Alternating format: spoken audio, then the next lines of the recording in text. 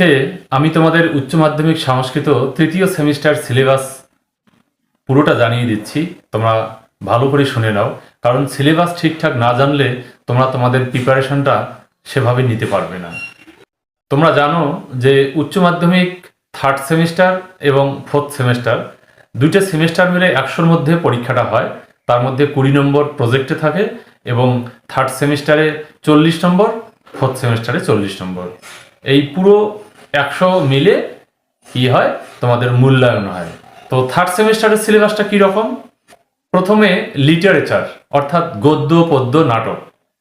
এই গদ্য, পদ্য এবং নাটক এই তিনটা টপিকে তোমাদের নম্বর পাচ্ছ 15 নম্বর, অর্থাৎ গদ্যে 5 নম্বর অর্থাৎ 5টা এমসিকিউ, পদ্যে 5টা এমসিকিউ, নাটকে 5টা এমসিকিউ। তো গদ্য কি থাকছে? গদ্যের নাম হলো রাজবাহন চরিতম, মহাকবি দণ্ডী প্রণীত দশকুমার চরিতম কাব্যের অংশবিশেষ। তারপর পদ্য। পদ্য হলো যোগ কর্মসু কৌশলম, শ্রীমদ্ ভগবদ গীতার নির্বাচিত অংশ। তারপর নাটক। নাটকের নাম দুর্বাসস অভিশাপ, মহাকবি কালিদাস প্রণীত অভিজ্ঞান শকুন্তলম নাটকের অংশবিশেষ। তো এই গেল লিটারেচার। এরপর হলো গ্রামার। গ্রামারে 3টা টপিক থাকবে: প্রত্যয়, কারক এবং সমাস। এখানেও এই 3টে টপিকে প্রত্যেকটা টপিকে 5 নম্বর করে থাকবে, অর্থাৎ এখানেও 15 নম্বর। শুরুতে প্রত্যয়। প্রত্যয়ে কি কি থাকবে?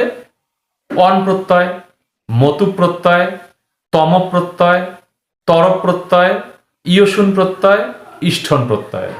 তারপর আসছে কারক। কারকে কি কি থাকবে? কর্তৃকারক, কর্মকারক, করণকারক, এই 3টি কারক। তারপর সমাস। সমাসে তোমাদের 2টি সমাস করতে হবে, একটা অব্যয়ীভাব এবং তৎপুরুষ। তো গদ্য পদ্য নাটকে 15 নম্বর, গ্রামারে 15 নম্বর, তারপর হিস্ট্রি অফ সংস্কৃত লিটারেচার অর্থাৎ সংস্কৃত সাহিত্যের ইতিহাসে 10 নম্বর। তো এই সাহিত্যের ইতিহাসে কি কি টপিক থাকছে? শুরুতেই থাকছে পুরাণের সংক্ষিপ্ত পরিচয়, এখানে থাকবে 3টা এমসিকিউ। তারপর ভাস, কালিদাস এবং ভবভূতি, এদের সাহিত্যকৃতির পরিচয় দাও, এখানে থাকবে 4টা এমসিকিউ। তাহলে 4 3 7, 8 থাকলো 3। তারপর থাকছে আর্যভট্ট এবং ব্রহ্মগুপ্ত, এই টপিকের উপর থাকছে 3 নম্বর। তাহলে সাহিত্য ইতিহাস 10 নম্বর হয়ে গেল। এই তো মোট 40 নম্বর। তো তোমরা যারা তৃতীয় সেমিস্টার অনলাইন ক্লাস